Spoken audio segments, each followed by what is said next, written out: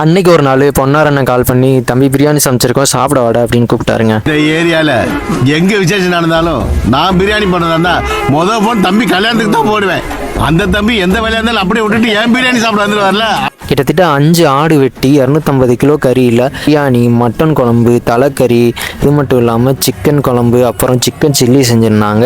வெஜ்ஜுக்குன்னு பார்த்தீங்கன்னா cauliflower chilli, அப்புறம் சாம்பார், ரசம், மோர் குழம்பு, உருளைக்கிழங்கு கூட்டு, தயிர் பச்சடி எல்லாம் செஞ்சுருந்தாங்க. அப்புறம் ஸ்வீட்டுக்கு பார்த்தோன்னா பாயசம் செஞ்சாரு. பாயசம் தனியாக சாப்பிட முடியாது, அதனால அப்பளம் செஞ்சுருந்தாங்க. அது மட்டும் இல்லாமல் ரைஸு கிட்டத்தட்ட பார்த்தீங்கன்னா 15 டிஷ்ஷு வந்து செஞ்சுருந்தாருங்க. ஆனால் நம்ம போனது என்னவோ, நான் வந்ததா மட்டன் பிரியாணி சாப்பிடதான்.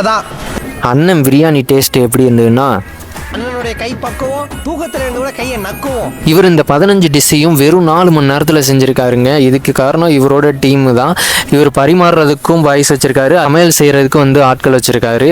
இத்தனை ஆட்கள் இருந்தாலும் இதுக்கு விதை போட்டது யார் அப்படின்னு பார்த்தீங்கன்னா நம்ம பொன்னர் அண்ணனோட அப்பா தான். ஆனால் விதை நான் போட்டது. இவருக்கு கிட்டத்தட்ட 30 வருஷம் எக்ஸ்பீரியன்ஸ் இருக்குது. நம்ம பொன்னர் அண்ணனுக்கு வந்து 6 வருஷம் எக்ஸ்பீரியன்ஸ் இருக்குது இந்த சமையல் தொழிலில். ஸோ வந்து நீங்கள் வந்து நம்பி புக் பண்ணலாங்க. அண்ணனோட கான்டாக்ட்டு கீழே கொடுக்குற, செக் பண்ணி பாருங்கள். உங்கள் வீட்டு விசேஷத்துக்கு அண்ணனை புக் பண்ணுங்கள். சரியான ப்ரைஸில் தரமாக செஞ்சு கொடுத்துட்டு வராரு. வீடியோ பிடிச்சிருந்தா இந்த வீடியோக்கு ஒரு லைக் போட்டு சப்ஸ்கிரைபை போட்டுருங்க மக்களே. பாய்.